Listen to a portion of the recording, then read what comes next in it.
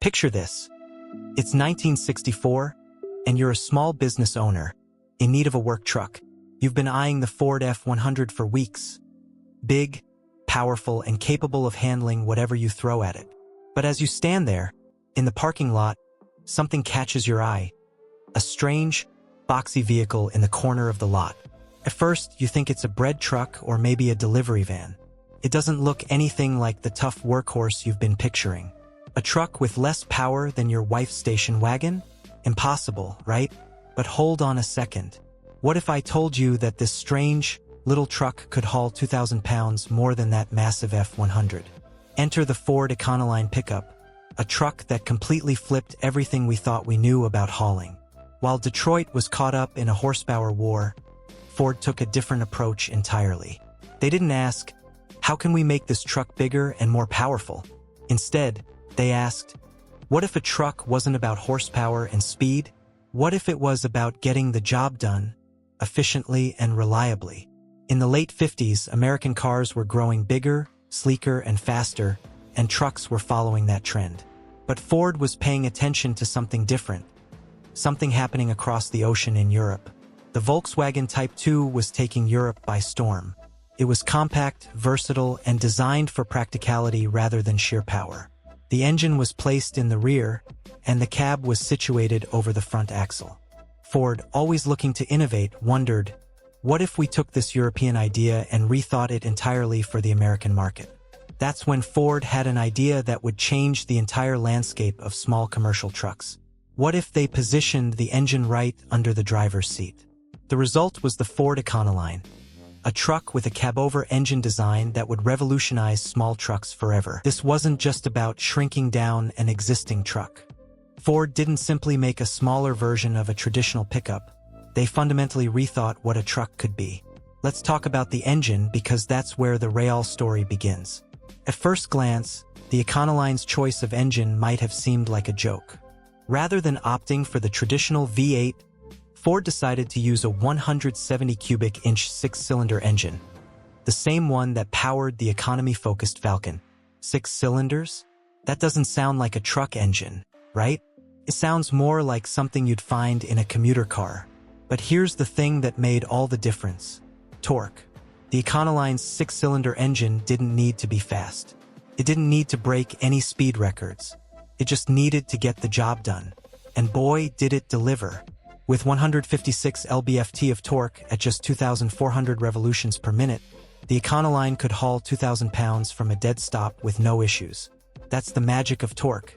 It's not about how fast the engine can go, but how much force it generates at lower speeds to get a heavy load moving.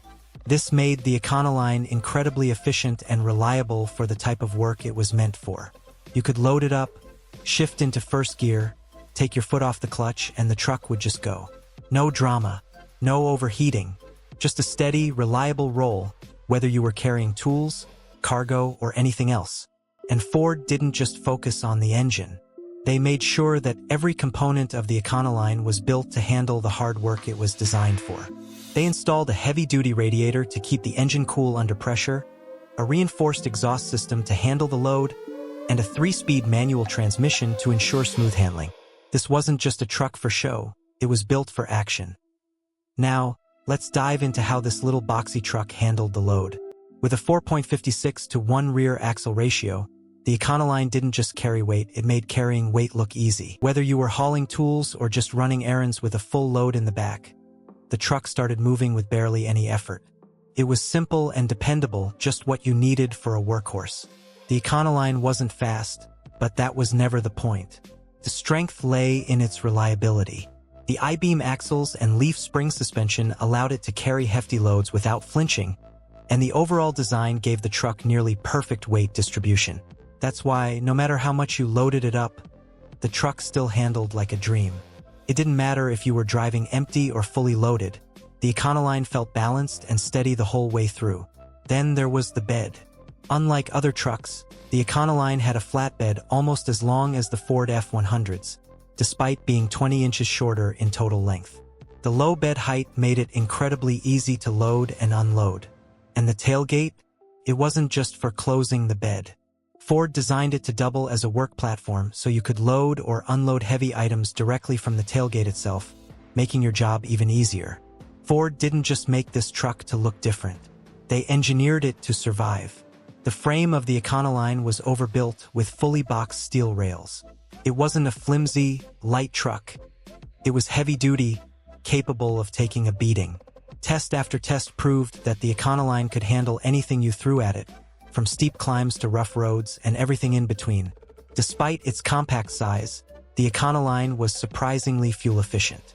It could get between 18 and 20 miles per gallon even while carrying heavy loads. That was unheard of at the time for a vehicle that could haul 2,000 pounds. It wasn't just about being efficient, though. It was about being simple. No complicated electronics. No high-tech gadgetry. Just solid, straightforward engineering. The simplicity of the Econoline meant that it was easy to maintain. If something broke, any mechanic could fix it, and the parts were easy to find. And because of that simplicity, the Econoline proved to be incredibly durable. Many of these trucks kept working for decades, outlasting competitors from Chevrolet, Dodge, and even Volkswagen. Small business owners took notice of the Econoline's versatility. Plumbers, electricians, florists, and small contractors loved it. Why? Because it fit into tight spaces, whether that was narrow city streets or cramped garages. It could carry heavy equipment and still get the job done without breaking a sweat. Its adaptability was a big selling point. Contractors could add racks or custom shelving. Delivery drivers could turn it into a mobile workspace, carrying tools and packages all day without ever needing to head back to the office. But what's even more surprising is that it wasn't just businesses that fell in love with the Econoline. It found a whole new life in the world of hot rodding. With its simple, accessible engine, the Econoline became the ideal platform for custom builds. The lightweight and short wheelbase made it perfect for drag racers looking to turn a little van into something fast. Imagine swapping in a V8, dropping the weight, and building a racing machine. The result? Econoline funny cars that could run in the 11-second range. It wasn't just a work truck. It was a sleeper. By 1967, Ford had sold over 240,000 Econoline vans and pickups. That's a massive success for a truck that seemed like a risk at first. The competition, including Chevrolet's Corvair 95 and Dodge's A100, couldn't keep up. Why? Because they tried to add complexity. They tried to pack in more power, more features, more technology. But buyers weren't interested in more. They were looking for something simple, practical, and reliable. That's what Ford delivered with the Econoline. It wasn't just about the size of the engine or the horsepower. It was about asking the right questions. Ford didn't ask, "How do we make this truck bigger?" Instead, they asked, "How do we make it work better?" And they succeeded in a big way. The Econoline was the perfect example of how simplicity and reliability could win out over flashier, more complicated designs. The legacy of the Econoline is still felt today. Its innovative cab-over design, low-end torque, and practical layout didn't just change the small commercial truck market. They influenced entire industries. Today's delivery vans, for example, owe a lot to the Econoline. From the walk-through cab to the interior engine access panel, Ford's design set the stage for many of the work vehicles we rely on today. And it wasn't just the vehicle, it was the cultural impact that the Econoline had. It became a symbol of the American small business.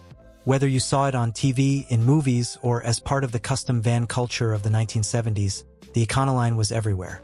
It became synonymous with practicality and reliability, and its influence still lives on in the vehicles and industries we depend on today. The 1964 Ford Econoline Pickup was more than just a truck.